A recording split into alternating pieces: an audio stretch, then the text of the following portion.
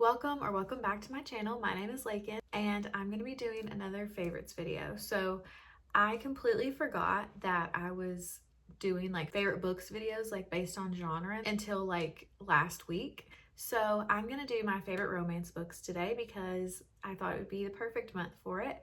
And I haven't talked about my favorite romance books, which I will say some that are on this list I have mentioned before. So if I have, I'm not going to spend too much time on them because I don't want to like talk about them too much, you know, especially if you've already heard it from me. So I have a list of books that I've put together that are my favorite romance books. I'm not including like Regency romance books because I think I'm gonna have like a separate video for them. I'm waiting to read a little bit more though because I want a big enough list to be able to recommend books. So these are mainly like straight romance books, not even really like books that have romance in them but are in a different genre like mystery or fantasy. This is mainly like romance is a big part of the book. So I'm just gonna go ahead and get started. I'm gonna start with How to Walk Away by Katherine. I've read I think 3 books by Katherine, and this has been my favorite one so far. In this one we follow Margaret, who in the very beginning of the book gets in a plane crash, and then basically the rest of the book we're following her as she is trying to recover from this. At the beginning of the book she has a terrible like boyfriend, and I'm not going to say too much about him, but when she's at the hospital doing physical therapy and trying to get better, Ian is one of the nurses, and he is like this really tough nurse, but he's really good for Margaret because he helps her to not give up. I really loved this one. I just loved not even so much just the romance, but everything that was going on with Margaret, like everything that was going on with Margaret, her trying to recover from this terrible thing that happened and just going through other like different life issues. But I'm including it here because there is a romance in it, and that part was really good too. Okay, my next book I just recently finished, and I'm gonna have a vlog with this book in it, so I don't want to say too much, but it is Very Sincerely Yours. I loved this book and it is super cute. If you don't know what it's about, Hetty works at a toy store, but she really doesn't know what she wants to do with her life. She's almost 30 years old and she feels like she's never really figured out what she wants to do when she grows up.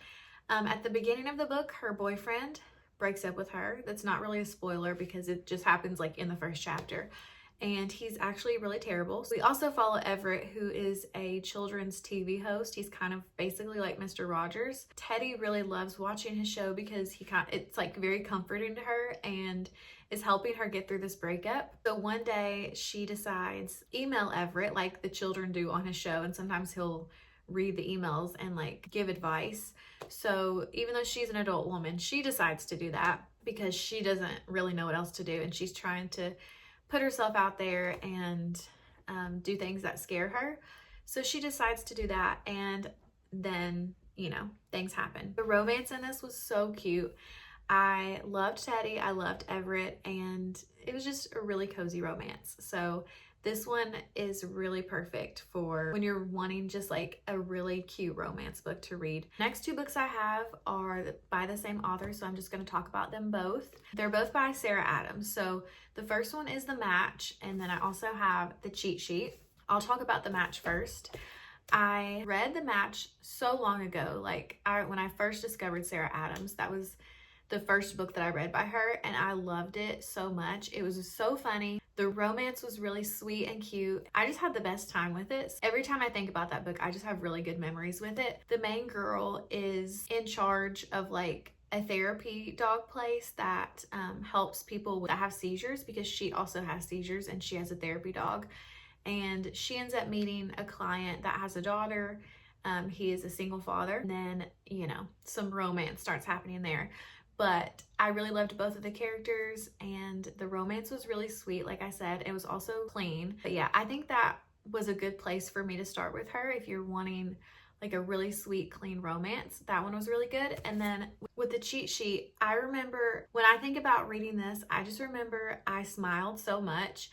It was so cute and funny, just like The Match. I don't know if I like this one more. I don't know. It's a tie between this one and The Match for me. If I reread them, because like I said, it's been a long time, this one might win. But in this one, Bree is a ballerina and Nathan is a football player, and they're best friends but secretly in love with each other. And some things happen where they have to end up fake dating.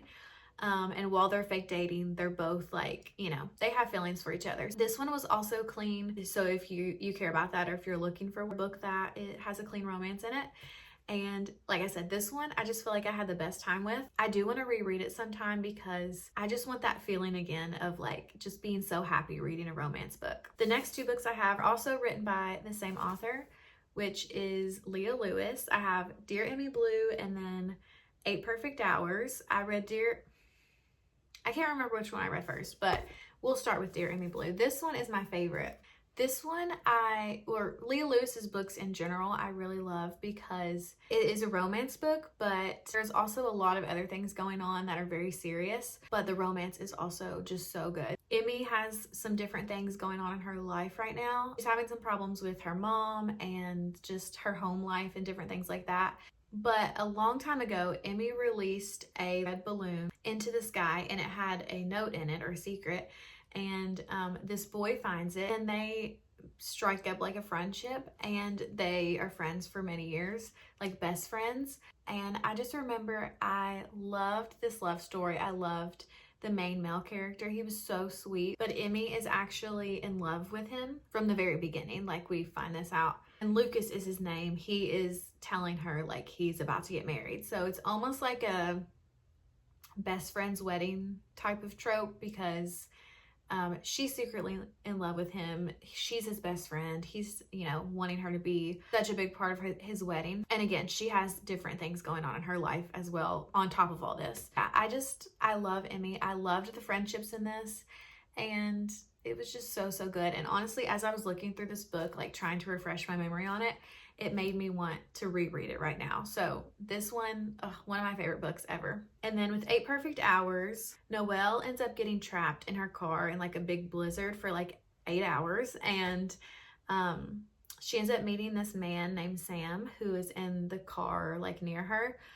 And they end up staying in the car with each other for 8 hours because one of them ends up needing their phone charged or something. So they end up talking for so long. And then over a period of time, they keep bumping into each other.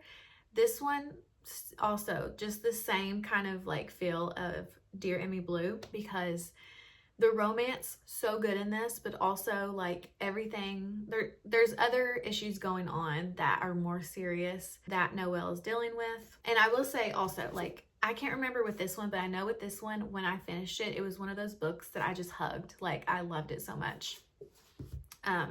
So that one is my favorite of these two, but this one is also so good. Like, I need to reread this one too. The next book I have is The 7-Year Slip by Ashley Poston. When I started this book, I don't know how you all are, but when I'm reading a book, especially if I love it, like I can think back and remember like where I was, how I was feeling, what was going on in my life. And I just remember I started this, I think it was in like the fall when I did read it. And I just remember immediately being hooked and having the best time with it. It just gave me just so much joy, like reading this book. Clementine, her aunt has passed away. In the will, she gets her apartment, and she doesn't know this, but her aunt's apartment is like magical, I guess, and it can go 7 years into the past, and you never know when it's gonna happen. She starts to experience this, and she meets this man. I think his name is Ewan, if I'm remembering right. But he is 7 years in the past, and she ends up really liking him. It's a lot of complicated mess because she's in the present, he's in the past. I did tab a lot in this book, I feel like, because like I said, I had the best time with it, and I thought it was a really cool concept of a romance book, because it was, you know, a little bit different. I have 2 books again that are from the same author, which is Annabel Monaghan, which I've talked about her a million times, so I don't want to say much. I have Summer Romance and Nora Goes Off Script, and then I have another book by her that she's already released I need to read, and then she's gonna have a new book released this year, so I really need to get to those soon. But if you've not heard me talk about her books, I love them. She's my favorite romance author. I just like eat her books up. I can't once I start them, I can't put them down. Of both of these, like they're so close, like to being like on the same scale. But this one, Summer Romance, I love just a little bit more because I was even more connected to it and I cried, and I don't know. They're such good books. These are more books that I want to reread sometime, especially like maybe when I catch up and I've read her other books and I just want more from her. I need to reread them. But she reminds me of Lia Louis. Like they remind me of each other because of the type of romance books that they write. Definitely pick her books up because she's my absolute favorite. Also love Abby Jimenez. She's also way up there for my favorite romance author. These are the only 2 books that I've read by her. I probably liked Just for the Summer a little bit more, but both of them were great. I just remember I really related to Jacob because he has like a lot of struggles with anxiety and everything. So that's what I really loved about this book. I feel like this is the most real, like accurate representation that I've ever read of someone that is anxious. And I just loved like their relationship, how she really understood how he dealt with things and like struggled with things. So she kind of met him where he was and was there to like help him. So I don't know, this one was really sweet. And then this one, I feel like everyone's heard about a million times. So I'm not really gonna even explain what this one's about. Justin is just the best. Like how he takes care of Emma, how much he like is there for her and puts forth so much effort was just perfect. So both of these books also, like I said, great places to start if you're looking for a good romance book. I'm going to talk about a YA romance book now, which is American Royals. This is actually the 3rd book. It's the only one I have of this series, but I've only read the first 2 books. I haven't read this one yet. American Royals is like an alternate history. Hold on. I don't know what that's called. An alternate, I guess it's like an alternate history. I don't know. If George Washington had become king instead of president, so then now these are his descendants in present day who are king and queen. So it follows their children and basically lots of drama, lots of romance. I feel like if you like reality TV, you would love these books because that's kind of what it feels like. The first one was really good. The second one was even better because I really liked one of the siblings, like love interest in that one even more because he was just the sweetest. There's 3 siblings from what I can remember, and it follows all 3 of them in each book, at least as much as I've read so far. And then like their romantic love interest. So each chapter is like a different perspective, and it could even be the perspective of someone else in the story. It might share the perspective of like the love interest too. I don't know, there's a lot of perspectives, but it wasn't confusing or anything like that. These are like candy basically if you want like a fun, lighthearted romance series. And I need to get to the 3rd one soon because it's been way too long since I've read them and I need to figure out how it ends. The next book I have is Love Walked In. This one, I don't even know if it's technically classified as a romance book. It's probably not. It's probably just contemporary, but it does have romance in it and I really did love it. And I've never talked about it on here, so I did want to mention it. In this, we follow 2 storylines. One of Cornelia, she is a woman, then Claire is an 11-year-old girl, and their paths end up crossing. So don't know each other at the beginning of the book. Cornelia loves classic movies and she mentions them so much, which was one of my favorite parts of the book. And then one day, a man walks into the coffee shop who she thinks looks like Cary Grant, and then they kind of start a romance. And then Claire, she has like a lot of stuff going on at home with her mom, and she really likes fictional orphans, like talking about them and reading about them.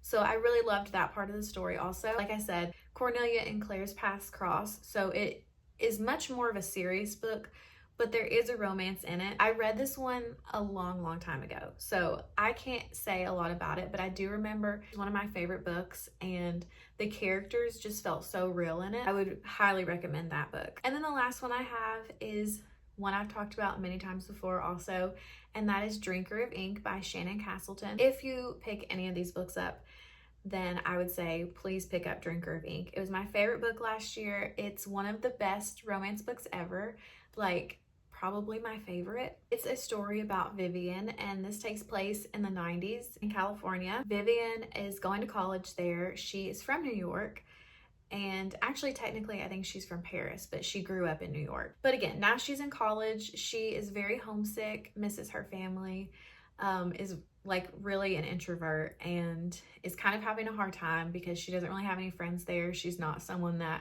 really puts herself out there. Peter is one of her professors. He's like a graduate student, so they're like close to the same age.